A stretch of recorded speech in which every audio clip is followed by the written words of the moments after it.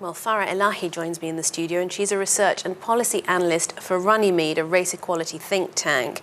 Thank you for joining us on TRT World. We heard there about some extreme Islamophobia that's been taking place, but Runnymede has released a report today talking about more sort of everyday racism that Muslims have faced in this country. What are the main findings of the report? So what we are doing with the report is we're saying that Islamophobia is anti-Muslim racism. So that captures both the extreme forms that were just covered by your report, but also the ways in which Islamophobia impacts someone when they're going to apply for a job, or when they go to see their doctor, or when someone shouts at them on the tube or doesn't want to sit next to them. So it's looking at both the extreme, but also saying that there's a kind of a structural form of Islamophobia that impacts people in their everyday lives, and that the focus of Islamophobia and its policies that tackle it should really be on individuals and the impact on individuals. Okay, so what do you want those policies to do then? So we have 10 different recommendations in our report. We have some recommendations that are for government, that are saying that there needs to be a wider race equality strategy and child poverty measures.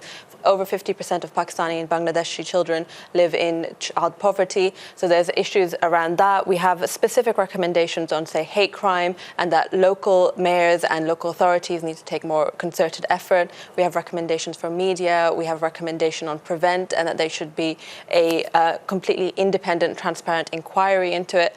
But we also have a range of recommendations for all of us that says that we all need to take a human rights-based approach and stand against discrimination in all its forms.